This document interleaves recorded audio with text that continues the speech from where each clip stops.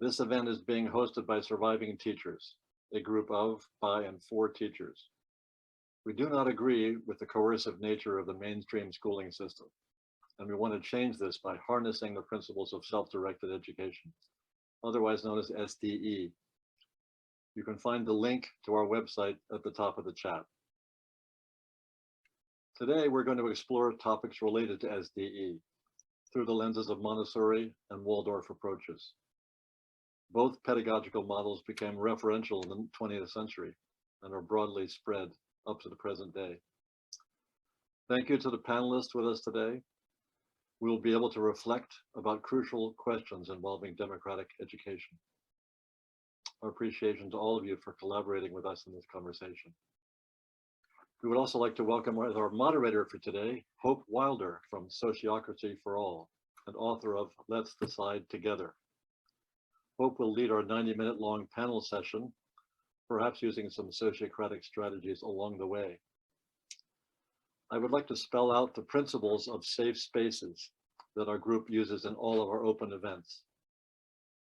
Number one, respect the physical, mental, and emotional boundaries of the other participants.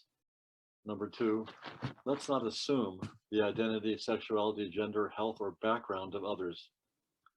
Number three, respect the opinions, beliefs, and experience of others. Number four, let's be aware of our prejudices, privileges, behaviors, and the space we occupy. Number five, no harassment or discrimination whatsoever, no homophobia, transphobia, racism, sexism, ageism, ableism, fatphobia, etc. Number six, let's strive to act with positive intent and take care of each other. Does anyone have any concerns or objections to participating in this workshop according to these principles? If not, we will consider everyone present to be consenting to proceeding accordingly.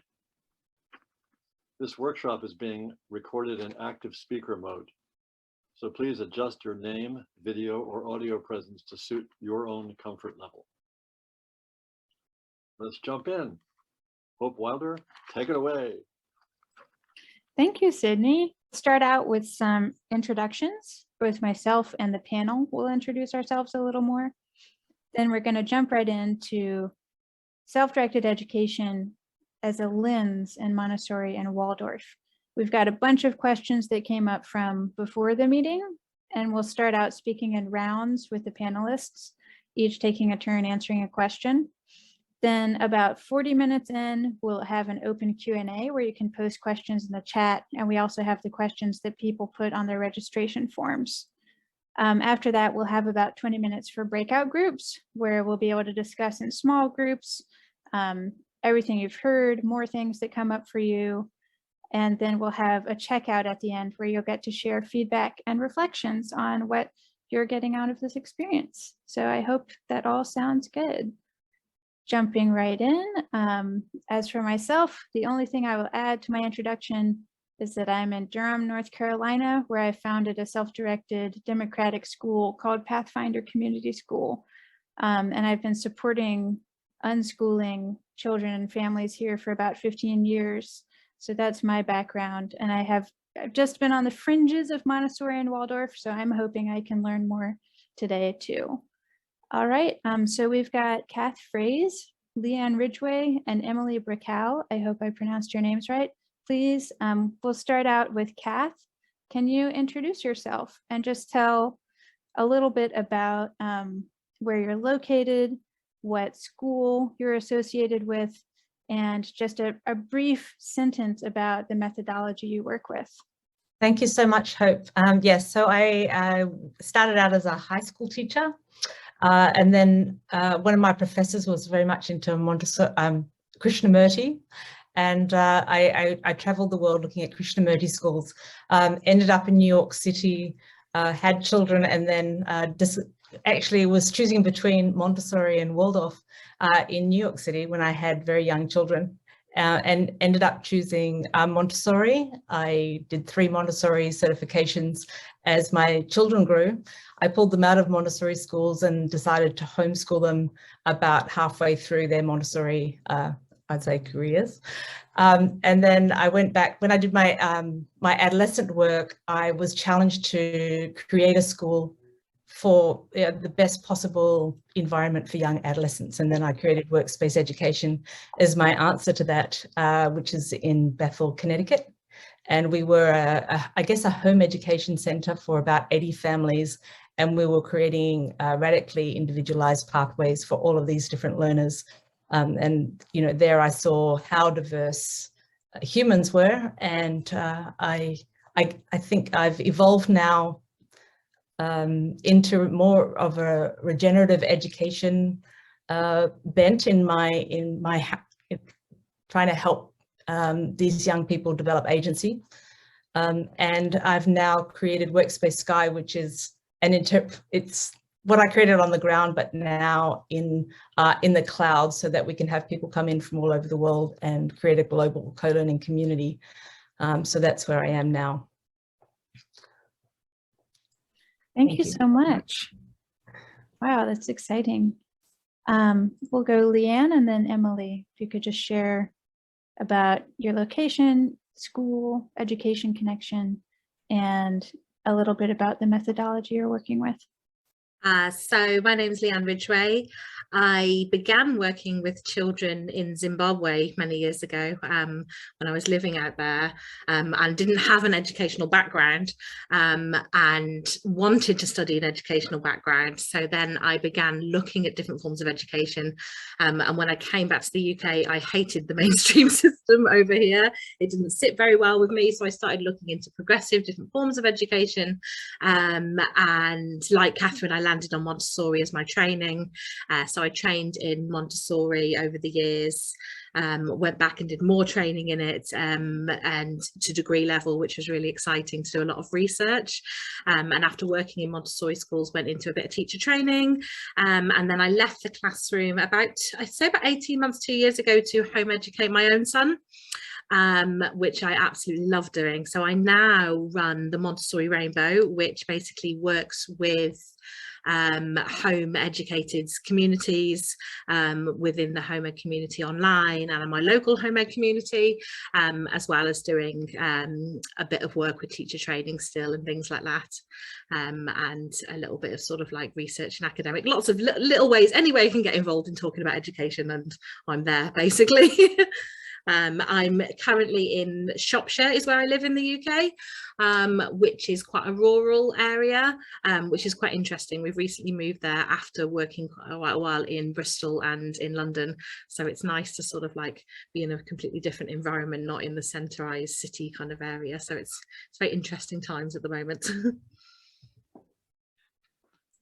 Thanks, Leanne. Then Emily, if you can share a bit about yourself. All right. I grew up in a family of artists and educators, so I was steeped in a background in creativity and support for authentic exploration. And then in high school, I was at an arts academy where I did a deep dive into intensive discipline in several arts areas. And when I got to college, I wanted to take teacher education and teacher philosophy of education, history of education classes to sort of review my own background. And I ended up in a methods class for teaching reading and writing that was taught by Sue Haynes, also on the committee here. And Sue was one of my mentors that really fostered my agency as a teacher in really connecting in a very authentic and personally meaningful way with my students. So after I graduated from College of the Atlantic, my first classroom that was all of my own after some years with substitute teaching and being a teacher's aide was in a one-room school on an island off the coast of Maine. And I had 13 students, grades kindergarten through 8th grade, which really drew upon all of my resources because I was tasked with leading people through a curriculum that was state mandated, but I also needed to do it in a very flexible and creative way. And it came naturally to me to want to do interdisciplinary teaching. That was vital to be able to cover all the subject matter in that broad of a range of ability. And then later I had some experience at a Waldorf school. It was a very fledgling Waldorf school that ended up folding due to financial issues, but I taught there.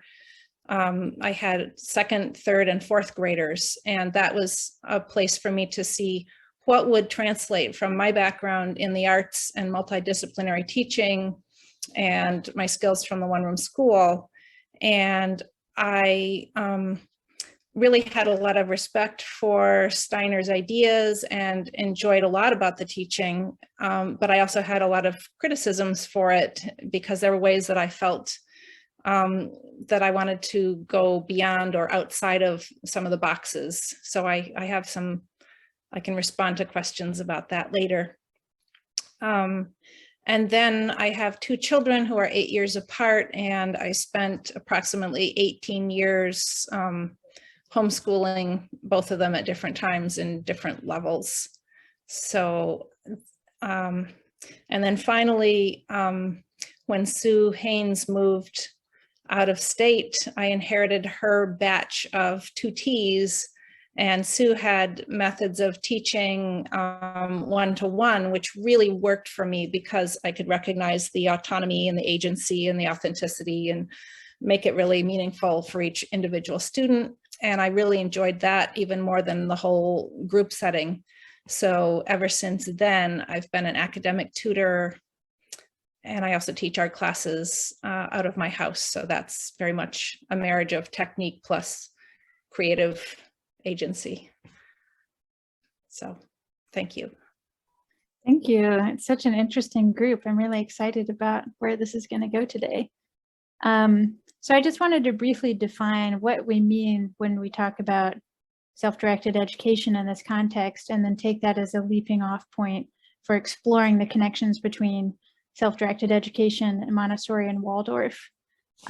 So what we're talking about is kind of a spectrum, at the one end being extreme radical self-directed education, such as unschooling, or at democratic free schools, where children have complete control over their choices and they can decide to learn basically anything with adults as resources that only provide information when they're asked, basically, versus as kind of a sliding scale where adults might be more available as guides to children having some choice. And we're going to kind of slide back and forth on that spectrum and explore where there are intersections. We're also looking at the democratic aspect of these kind of schools, where the learners themselves make decisions for their communities with an equal voice. And that's another interesting aspect of democratic education that we might get to explore a little bit. So my first question for the panel, and I'm going to have you speak in rounds, just so everyone gets a chance to be heard and the discussion can become rich and lively without kind of back and forth talk. And my first question is, in your opinion, are Montessori and/or Waldorf compatible with self-directed education? And we'll go Leanne, Cath, Emily. That works for you, Leanne. Yeah, that's fine. Yeah. So I guess like every other person who works in education, like Montessori and every other form is very individual. But for me personally, self-directed education is the cornerstone actually of Montessori philosophy. It's central to be to allow and to work with that self-directed initiative, and that's my goal really when I'm working with children, is kind of empower them to get to be able to be curious and active learners in a very self-directed way. So yeah, I think it's completely compatible. I actually think if you do Montessori, which does happen without as much self-directed, that's a real shame actually, and I think you're missing out, or anyone who does that is missing out on a big part of the Montessori philosophy. Thank you. Then Cath. So I would agree to some extent, but I do feel that it is pretty highly structured in the curriculum, and it really does depend on the actual the directress, whoever is taking that class, and also the age group. In particular, in lower elementary and Montessori, they're very concerned with them getting the basics first, so that then once they get into the upper elementary ages, then they can take their learning and do a lot of different things with it. But I found it fairly prescribed. They were learning the basics. They were learning, you know, the basics of disciplines that would really help them explore when they got a little bit older. And they also had a lot of agency, and they could choose what they were doing with that particular bit of knowledge and how they were going to integrate it into themselves to learn that. So they had a lot of agency in choosing how they were going to take the learning that they were getting in these small nuggets and small groups in the Montessori classroom. So they were developing agency in that, but it was very different in feeling that I've seen in the more democratic schools or the free schools and in homeschooling, because there was so much, they were given the knowledge to then do something with it rather than making up their own thing, if that makes sense. So I'd say partially. Emily, what do you think? I don't have as much education and experience with Montessori, so I'll stay with the Waldorf in my responses. In my experience teaching, I felt that compared to the public schools, all the students were getting a more well-rounded background in a variety of techniques and skills, such as handwork, learning to sew, knit, crochet, carve wood, beeswax modeling, learning music, how to sing, how to play the recorder. So they were learning a lot of kind of human communicative arts and expressive arts, and really ancient, you know, we're hand-eye coordination beings. We love to make things and craft things. So they ended up with more of those basic techniques and skills than their public school peers, but there really wasn't very much chance to apply it to their own agendas. So we could say that they were preloaded to go out into their private world with these skills. But within the context of teaching them, I was frequently running up against me as the teacher having to set the agenda of, okay, in lockstep, we're all doing this now together. And when you pair that with a classroom of highly creatively gifted students, you'd have a lot of sort of, you know, there were students that didn't want to all sing the same rhyme at the same time. There were students that wanted more choice outside of the curriculum. And from my arts background and being an art educator and having had the autonomy of the one-room school for 2 years without even a principal looking over me, I felt very much like my hands were tied sometimes, because, and I think that if I had met with Rudolf Steiner, he would have said, yes, go ahead and make this change, because what I wanted you to do was be authentic. And yet what I would be working in the 21st century was, here's what Steiner said long ago, and on page 12 it says second grade teachers should teach this and this and this in this way. And so it had become dogmatic. And so I was, as a teacher, I was often feeling like I was cheating and kind of going outside the box that I was hired to teach inside. And I even left one of the teacher trainings. One of the summer immersion courses, I left in the middle. I was just like, I cannot teach art like this. That's really interesting to hear that, because I feel the same quite often in Montessori environments, that because I'm very self-directed led, and my Montessori kind of is led from the core philosophy rather from the academic side, that yeah, I've had very similar experiences actually, where you kind of feel like you're almost going against the grain by being so self-directed. So yeah, thanks for sharing that.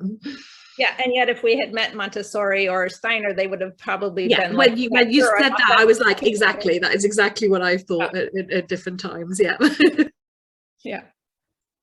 Awesome. Well, I'm hearing, there's this tension between self-direction and going with the flow, and then this kind of meeting the curriculum or meeting objectives that are part of the pedagogy, that are part of the educational philosophy.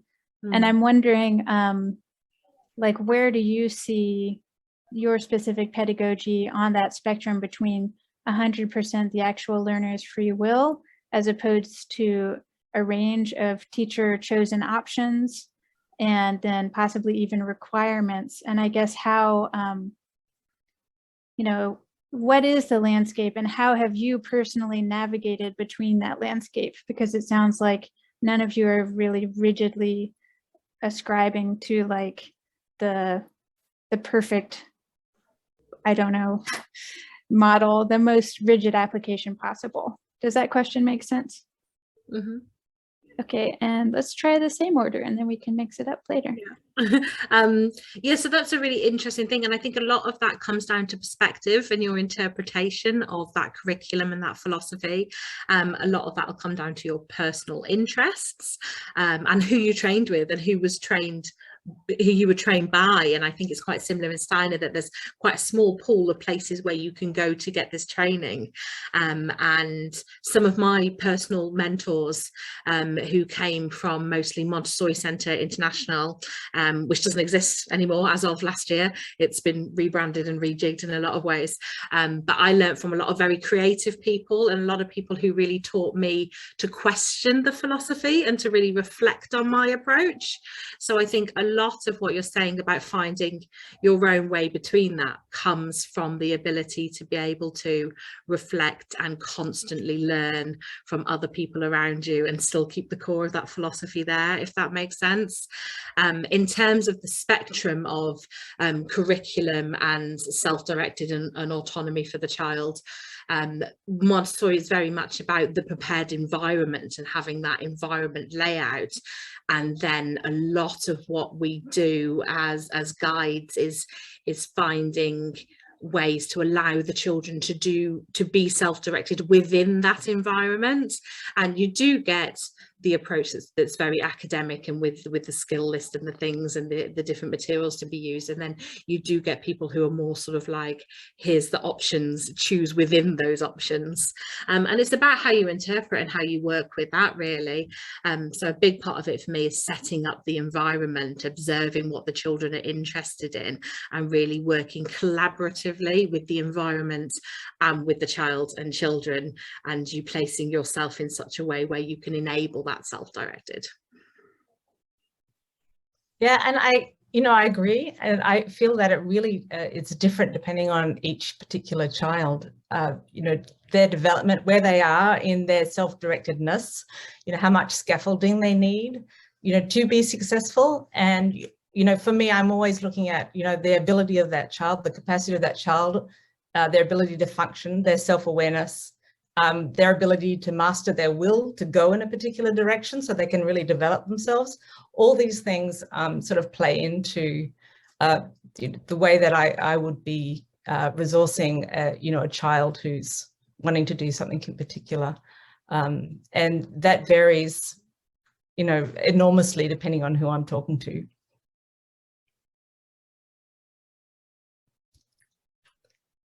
So I'm passing it to you, Emily. Okay. A couple things flashed over my mind as I was listening to both of you. And one word I heard was spectrum, and it made me think back to my last group of fourth graders. And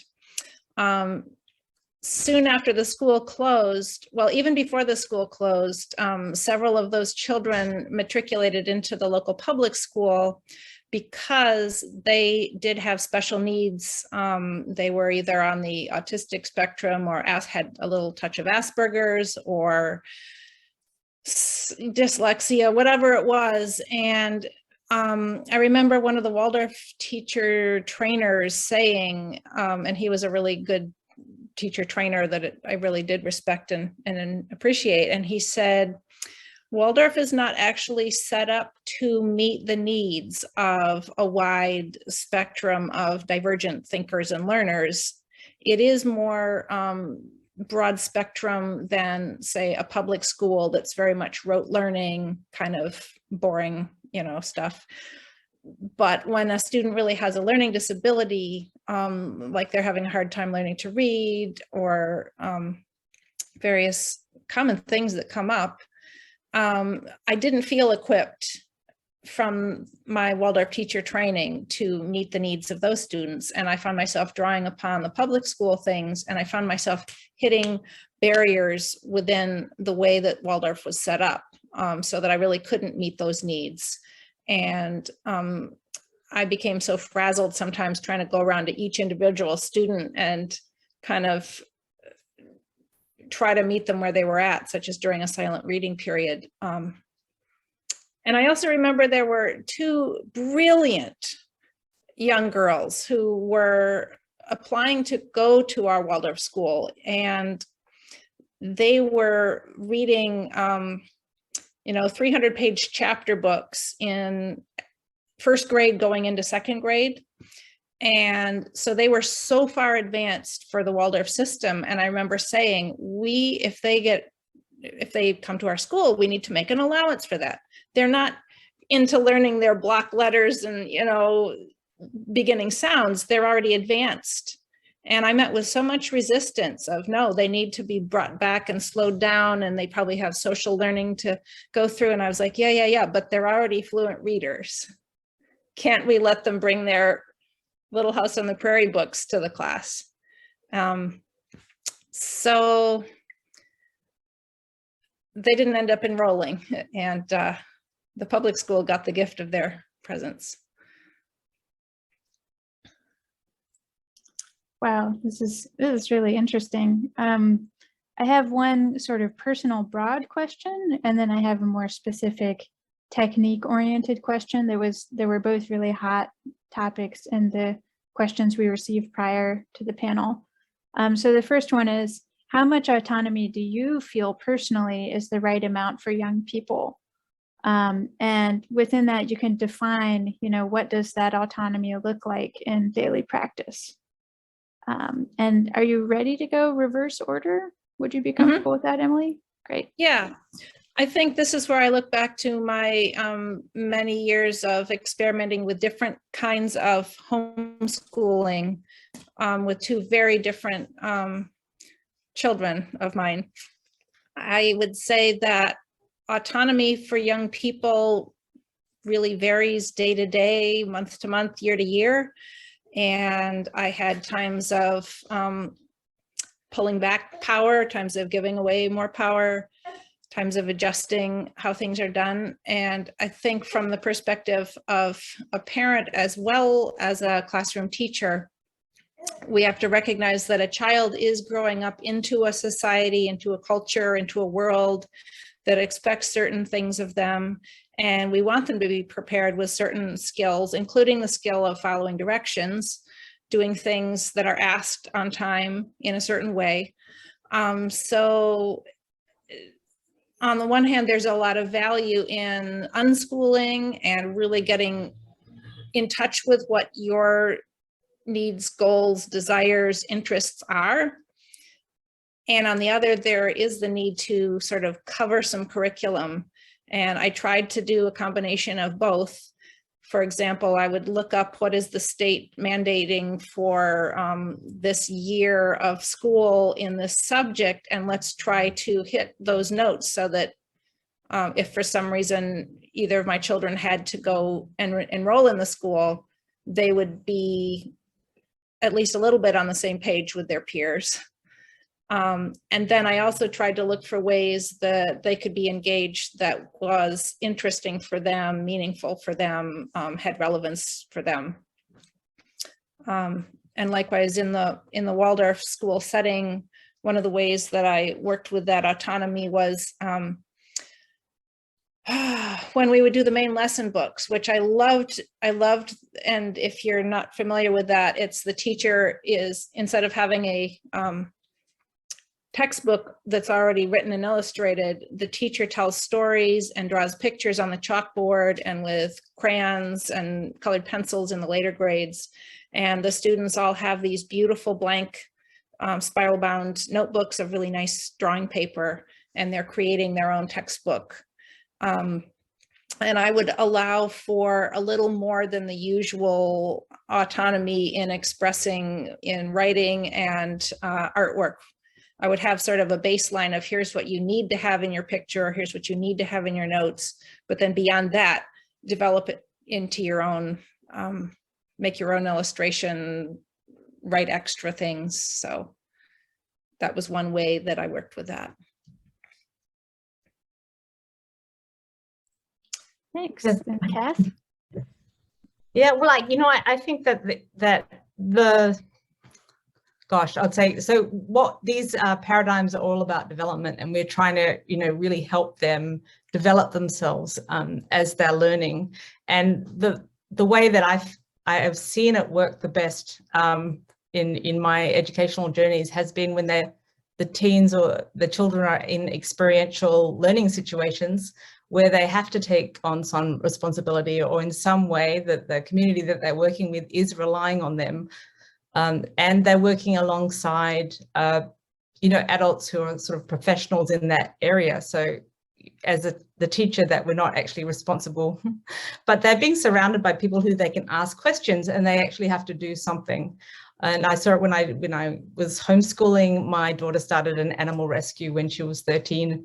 She ended up rescuing dogs from another state and then spending a day in a veterinary office. Now, obviously, this is not something that you could do when you're inside a Montessori school, but I think Montessori really wanted the teens and the children to get out into the world, to actually have these real world experiences and to be doing real things and meeting people doing real work, so they could sort of see what other humans do out there. And I didn't see enough of that in Montessori schools, which is one of the reasons I pulled my children out. But I've seen that in Workspace and the other things that I've been doing, this real world experience where the teacher isn't actually has the answers, is the way where the children just naturally mature. It seems like they naturally mature quicker than they would when they're just in the four walls of a classroom. So I don't think you can just put them on a tall ship and say, sail the ship. They have to have that support of professionals around them that know how to do this thing, so they feel secure in being around people who could step in if everything falls apart, but that they actually have a real important role that they can actually do while they're in that space is also really important if you want them to really develop that confidence and competence to go out in the real world and function, like a young adult. Thank you. Actually picking up on what both of you have said there, I think self-autonomy and full self-autonomy is the ultimate goal, but like both of you said, that doesn't happen in isolation. Although children are naturally very curious and will naturally go out and learn, and given the opportunity want to find things out about the world and take part in things that they're interested in, that happens within a community, and it happens within whatever their learning environment is. And I think our job really as educators is to really facilitate that. And very much like Emily said, that's a journey for children, as it is for adults. I have times in my life where I'm far more motivated than other times as an adult, and children do as well. And I think it's important to look at that kind of really connecting with each individual child and connecting the whole community, whoever you're learning with, together as a community as well, and using that community to help support the self-regulation, and using that connection to really help support and enable self-regulation. And there will be times where you think like, oh, maybe that child is struggling with self-direction, so this is the time that maybe I step in and give a bit more guidance, or work together on something, or give some ideas to see where you could go. And there's all sorts of different things you can pull in depending on each individual child and what they're personally experiencing at that time. You know, times of transition and flux are a huge thing, and that's a time where, you know, a child might need sort of like a bit of help and support to be comfortable enough and to feel their own self-confidence, to be able to then go out into the world and be a self-regulated autonomous individual. So yeah, I think it's very much a thing that is fluid and not necessarily, coming back to that word spectrum, I guess, not very black and white. It's very much a delicate balance that we're working towards. All right, it is just about time to move on to our Q&A, but there was one more question that I think is really pertinent to those here and surviving teachers. Many people are working within the public school system, and they're wondering what are some specific, maybe just one specific technique from either Montessori or Waldorf paradigm that could support the development of more autonomy and more self-direction in a public school setting. So that kind of like sneaking in a little more of these values and principles. And why don't we go Cath, Leanne, then Emily. Okay. Great. Yeah. So what I would do, I think, let's say you had a math class, for example, you're going to have a whole variety of different levels of self-direction in amongst the students in that math class. So I would be probably splitting it up to those who are very self-directed and have like a whole different group of projects they can pick where they can actually apply the math they're learning in some kind of project area. And, you know, they would know that, you have this kind of relationship where they know that they can do it. They can just go ahead and do that. And that the teacher believes that they can be very self-directed in this space. And then there'd be another group maybe that would be almost ready for that group, that you would do a little bit more scaffolding. And then those who wouldn't be able to do that yet would still be in a group that you'd probably spend most of your time with to get them towards becoming self-directed. But the whole idea is that this is the group that you probably would like to end up in, because you have that autonomy and you can make all these choices and you're doing maybe much more interesting things potentially, and you don't need that scaffolding anymore. And there's that sort of, I guess, direction of going towards becoming self-directed in that space. Yeah, so it's really hard to say when you get one thing to pick, but I guess building on something different to what Catherine has said, is where she's sort of like looking at the environment and how you can set up that environment to allow for that autonomy, is really important. And then within that, helping the children and the adults as a group to work as a community to enable to support each other around that. So that real connection with each individual child and building that connection of working together in a community to allow. So instead of, you know, if you went in, for instance, and said, right, we're going to be self-directed today, I imagine if children had never done that before, that would be complete chaos, you know, for everybody.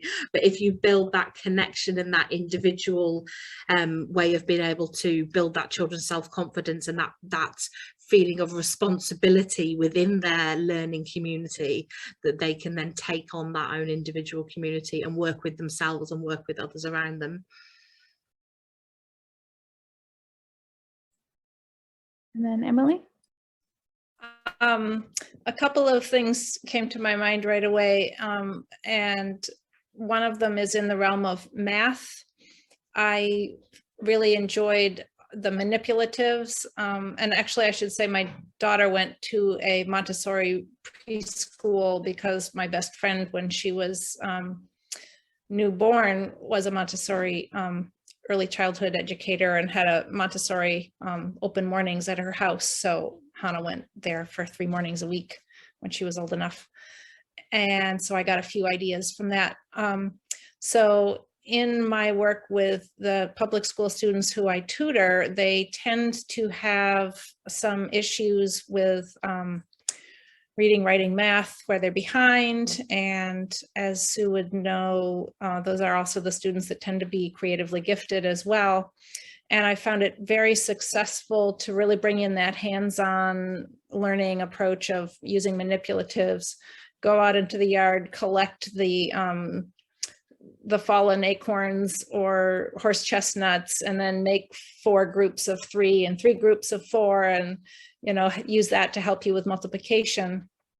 And also, even though call and response is a very teacher-centered, teacher-directed thing, when students are learning the multiplication tables, for example, I found that a lot of the students I end up tutoring would have really learned a lot quicker with a lot less anxiety had they had more call and response, singing a song, tossing a ball back and forth while going 2, 4, 6, 8. And so with the students I get who are usually in middle school, that's when their skills are so far behind that they're, you know, parents are willing to pay for the private tutoring to get them up to speed, or their IEP says they really need extra help beyond what the school can offer. So I'm going back to those early Waldorf methods of how I taught math, and I find that it's very effective and playful and fun, and it helps these students to de-escalate from the fear and anxiety around performing slowly or poorly in some areas of math, and it puts the fun and the play back. And so I'm using my authority as the adult, as the teacher, to say, let's try it this way. You know, I'm going to toss you the ball and we're going to say 2, and you toss it back and we'll say 4. And I'm playing with them. So I'm having a good time and it's lighthearted. And that's an example of how, if I was back in a classroom in a public school, I would absolutely bring some of those methods into my classroom. So. Thank you. I hope that that's really rich, you know, gleanings people can take, because I know it can be hard to work within a public school system when you have a different educational vision. So those tips really help.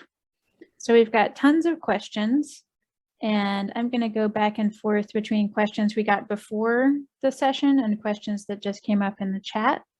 There are some that are just about Waldorf, some that are just about Montessori, and I'm going to start with a pair of questions. So the first one being for the Montessori folks, what was the main purpose of Maria Montessori's learning model? Like you were saying, is the model meant to be about self-directed learning? And like, why is it relevant now more than ever? They're saying, I guess, to go back to that original purpose.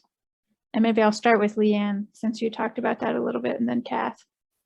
Yeah, well, again, what we talked about earlier is the thing is, when we're looking at Montessori's original writings, we have to take into account the age and the times this was written in, the place Dr. Maria Montessori was in when she wrote it, and her aims around it.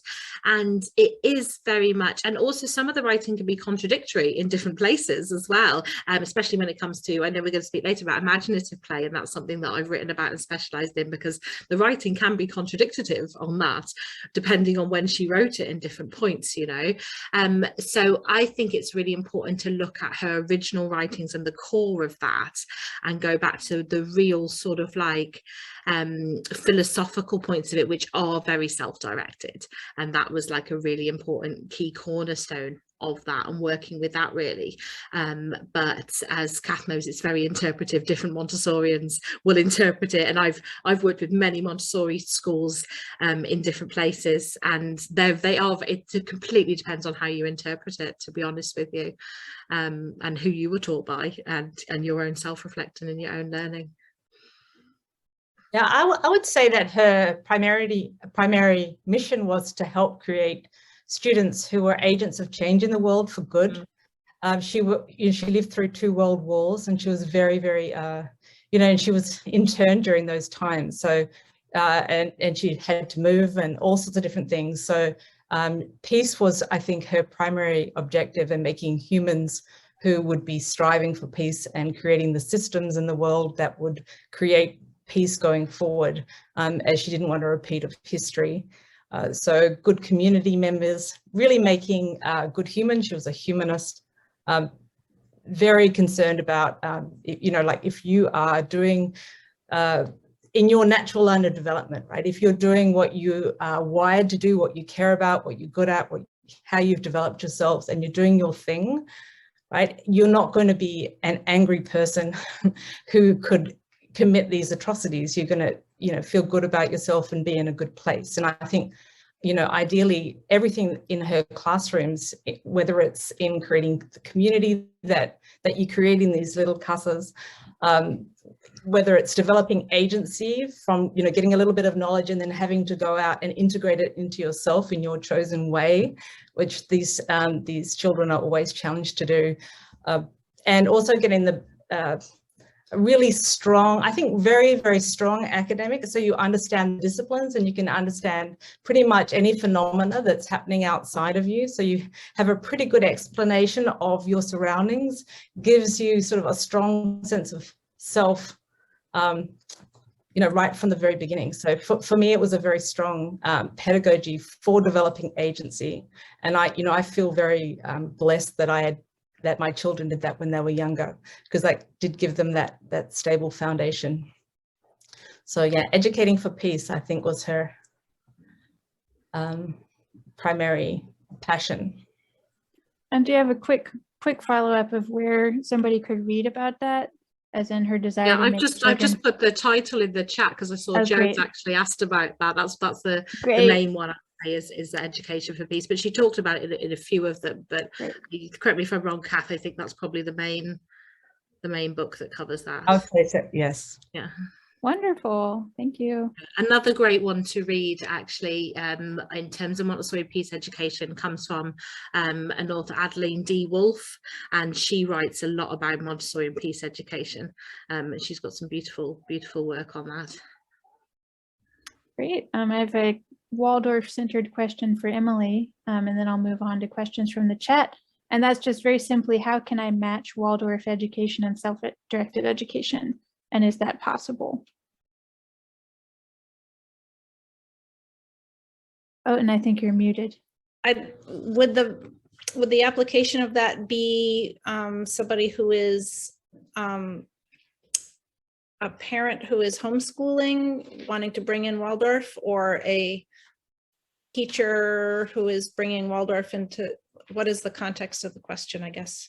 I'm not sure that the person who wrote the question is here. Let's just say assume a teacher and maybe keep it brief. I know it's a complicated question. Oh yeah, could you say it again, actually? So like, how can I match Waldorf education and self-directed education? And is it possible? I think if I was homeschooling, I could bring a lot of Waldorf education in while still giving a lot of self-directed other education. I think if I was a public school teacher, I would already have such a huge agenda over my head. I might be able to slip in some Waldorf methods and teaching techniques, but neither one. I would need extra time to bring the autonomy. It's not that there isn't some autonomy within Waldorf. And if somebody's coming from a very strict, rigid public education program, certainly there's more creativity and artisticness. Yeah, I'm having a hard time answering that question directly because my mind goes right to the conflicts. Yeah, which is maybe just what the answer is there's a conflict inherent in trying to match those things. Yeah, I think it's sort of, you need to find a way of working in authentic, autonomous, choice, no matter what kind of education you've got. And I wouldn't say that bringing Waldorf education into my public school classroom as a teacher would be a way of enhancing free choice. It would enhance other things, but it would not necessarily be the ingredient that I would use to import choice. And I was also wanting to go back to the Montessori question. One of the notes I wrote was, well, with both Waldorf and Montessori, the original groups of children who were taught with those methods were coming out of a different world than we have today. And when children are children of factory workers and have no education because there's child labor, and the parents don't have the skills and education themselves to be good homeschooling parents, you go into a Waldorf or a Montessori classroom as a young child and it's like bliss. And one of the things that is there for you is rhythm. There's rhythms of the day, rhythms of the seasons, rhythms of the year. And one thing that I've seen a lot of homeschool parents do who came out of very rigid educational backgrounds themselves, which caused them to want to homeschool their children, they tend to go really far into, they either do one of two things.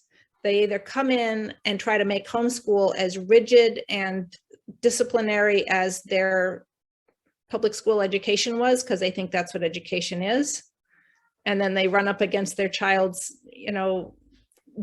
tugging on the leash for more independence, or they rebel against what they grew up with that they thought was so harsh and rigid, and they let the child run wild in a way, and the child doesn't get enough of the rhythm built into their day because the parent thinks, oh, I'm afraid of breaking my child by making them do these things in this way or these things at this time. And the child is a little on the feral side, and what it needed was a little more rhythm so that it wasn't questioning. It's like every night we do brush our teeth before bed. That's just how it's done, rather than, is it a drama to argue about it every, little things like we always wash our hands, we sit down for the snack. I think both Waldorf and Montessori preschools do a wonderful, wonderful job of really focusing on social skills and self-care skills, things like passing the bread to the other children, baking the buns together, washing the hands, doing the cleanup song together. All these things can actually put them far ahead of other children because they've learned to be in a group. They've learned some self-discipline and how to be harmonious in a group.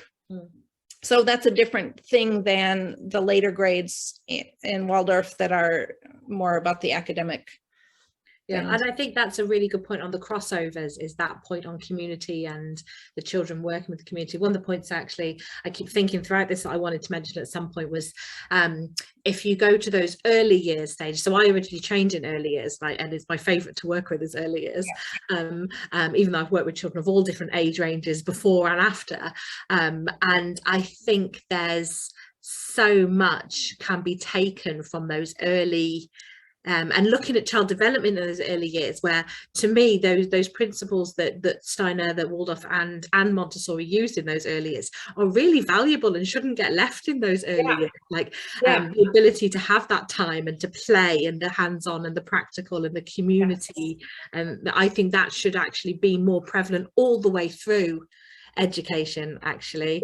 And the other point that I wanted to say is you mentioned the rhythm of the day and the rhythms of the seasons, and that's something that I've taken from Steiner and that I use quite heavily in my own practice.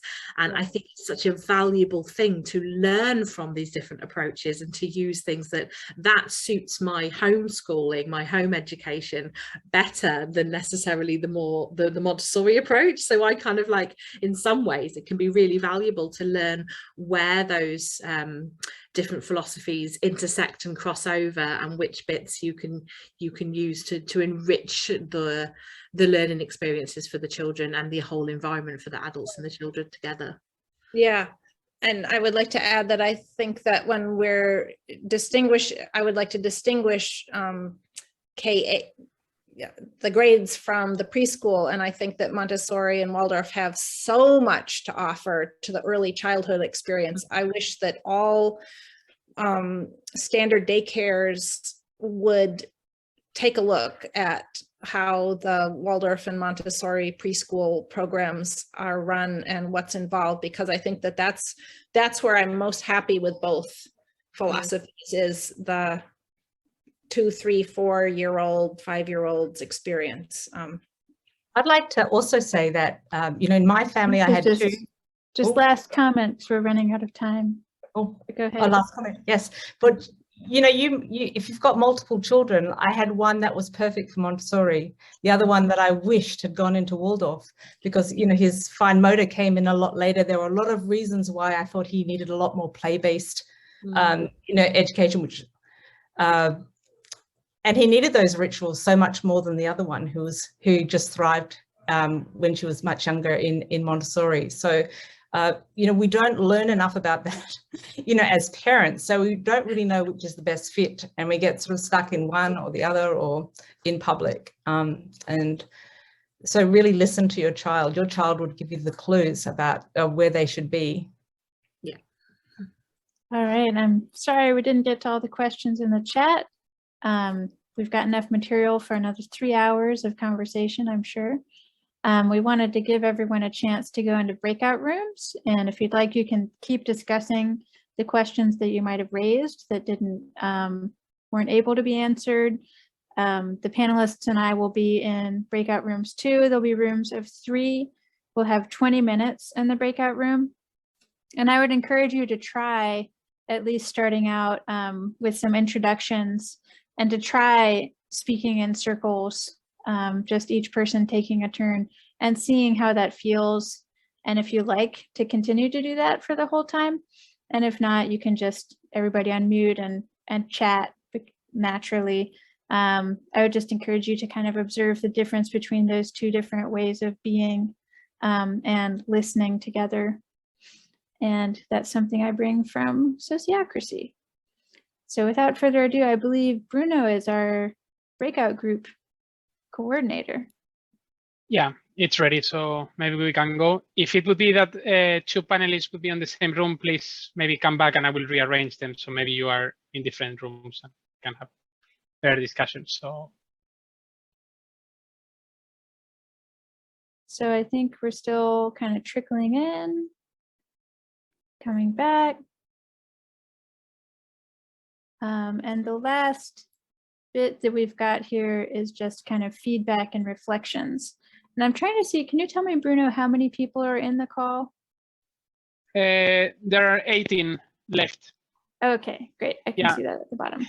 We were wondering, do you think would it be possible if maybe each group would say something what they discussed? Because I would be curious to know maybe what they, I don't know if we can fit it or. Yeah, how about let's do a quick like 30-second checkout in the chat, just what's your main takeaway from today? And then we can hear one person from each group kind of summarizing what they talked about in their group. So I'll do a little timer for 30 seconds here. Go.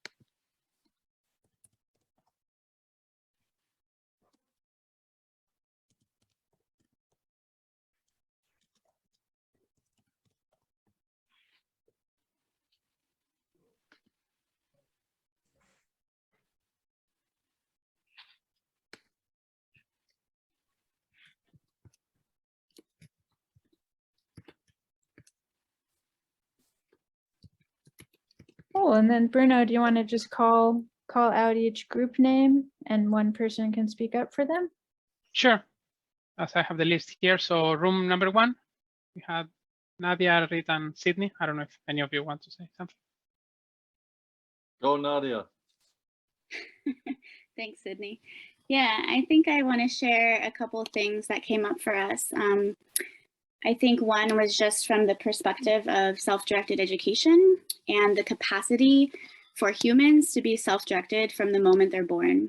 I think some thoughts that we had that maybe contradicted the panelists is that there's not a time or a stage where someone's ready to be self-directed, but that that they have that capacity, and young children even have the capacity to consent or to take away consent. And so we felt pretty strongly about that. And here's a young person. And also this idea that, like, you know, maybe SDE can't be brought into Waldorf, and SDE can't be brought into Montessori in the way that we maybe define it, being based on consent and being based on this fuller version of autonomy. But self-directed education is a container for everything. So aspects of Montessori can be brought into self-directed education in terms of needs and responsiveness. And Waldorf can be brought into SDE based on consent, but that I don't really see it going the other way around. So those felt like two pretty big distinctions for us between self-directed education and then Waldorf and Montessori. Okay, room 3. Nora or Cheryl, would you like to? You had brilliant thoughts. Feel free to share as well. But we had a wonderful discussion with Sue and Cyril. I learned a lot from their experience, like their long careers in holistic education and dealing with self-directed learning. Yeah, I think we discussed, or there were points being brought up about the power of, well, what Sue wrote on the chat, I believe, as well, the power of knowing aspects of different models, and like how the importance of not being like stuck in like one philosophy necessarily, but considering like the do you want to rephrase this? So maybe perhaps you can phrase it better. Okay, well, where I was conceptualizing it was, I really feel that we need to start with what is education for and what is the purpose of education, and have a strong sense of that. And then when one does, then aspects can be brought in from all over. And there are a number within Waldorf and Montessori that are quite rich, that they can be brought in from all over, but towards the purpose, if they fit and enhance the purpose of promoting. For me, the philosophy is promoting self-agency any way I possibly could. Thanks. Then we've got room 4, Alina, Emily, and Flora. Anybody care to share from that room? I'll jump in. I heard some interesting things about Finnish education from Elina, and Flora has background in math science education in America. And we talked about entering the world of professional teaching, and no matter what the curriculum is, making it a priority to have a personal human-to-human authentic connection with the students is more important than the specific curriculum. And what will be remembered 20 years later by your students. And yeah, and we talked about what they found that they could do in the places that they had taught and what was challenging. And one of the challenges is when you have a classroom of a multitude of different cultural backgrounds, language backgrounds, and it sounded like Finland is way ahead of the US in having programs that teach that intercultural educational techniques. And a sidebar, I'd like to say in response to the first room one's presenter is, when I look at my grandson Suleiman, I see total self-directed education at 3 months old. And self-agency from the get-go is what I see the parents promoting. And when you start working from the ground up with a newborn, you can just see how people are ready for things when they're ready. They naturally come to learn, to be ready to learn a new skill. And so much of education is just kind of putting the materials in front of them that they're ready for and honoring where they're at developmentally. And so Thanks for sharing. I just want to note we Yeah. are over time, and that if everybody's willing to stay another 5 or 10 minutes, we can wrap up with the rest of the rooms sharing. But if you do need to go, I just wanted to give people an opportunity to say bye and leave. So thank you all for being here so much. And then we'll continue with our last 2 rooms. So Elena, you wanted to share? Yeah, still about our room. I wanted to say that, like, almost the last thing Flora shared something that, like, I really agreed with. Like, she was saying that really just looking for that collaboration, like when you're teaching, when you're working education, like having like-minded people to like share the work with, and yeah, just that's been on my mind quite a lot, like where to find that kind of community. All right. And in like in practice, like actually where could I go to work where I could find that kind of people. right. Awesome. Next was the room Catherine and I were in, along with Anna. I'd be really curious to hear either one of you, Catherine or Anna, your reflections.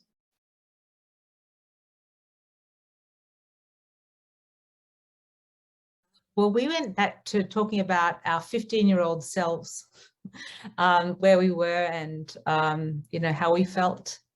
And, you know, I feel for myself, that was where I developed my agency to want to do something in education, which I always seem to go back to. That to me is has been my North Star for my whole life, and the importance of that, and how do you unlock potential from people, and from youth, rather than trying to create all these heroes. We just all need to, you know, help everyone develop their capacities. And I think the self-directed education paradigm is a great way to do that. And it's a way that they develop their confidence and competence. And I see it over and over again, that we really don't need school anymore, unless, of course, two parents are working and the children have to be in a group situation. I'm sure there's lots of really great free schools too that they could go to. Hope, do you want to? I was going to ask Anna if you had anything to add. I think Catherine has done it very well. Great. Then the last room was Alyssa, Leanne, Monica, and Paula.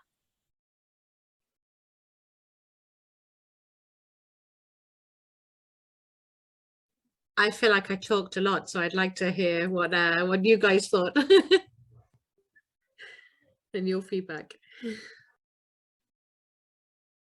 I was in and out a bit because my internet was cutting out, but every time I came back, I think we kept coming to that we each take from all of our learning experiences and go forward. So we take from different pedagogies to meet our children where they are, to give them choice, to give them agency.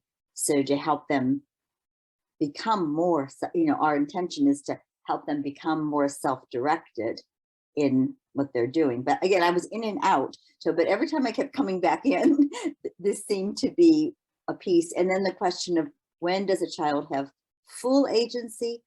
That was where we were at the very end. So interesting.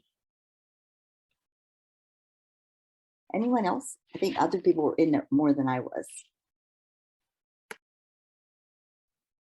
I just wanted to add, we discussed some practical ways of putting self-agency in the systematic education. So in in conventional school setting.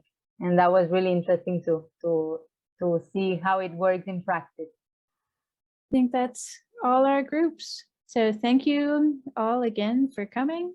There's anything else you want to post in the chat? Otherwise, see you next time. Anything you've got to say to follow up, Bruno? Sidney? No, yeah. hosts? Thank you, everyone. And it was great space. Thank you, everyone. Thank you so much for turning up and for this rich discussion. You know, such interesting folks who are deeply exploring what education means to them. Thank you. It was really, really interesting to be part of the discussion from different perspectives, but all coming from the same place of wanting that autonomy and that child-led learning. So yeah, thank you, everyone. Yeah, thanks to our panelists. Thanks to surviving teachers. And I'm going to log off. Bye, everybody. Thanks, Hope.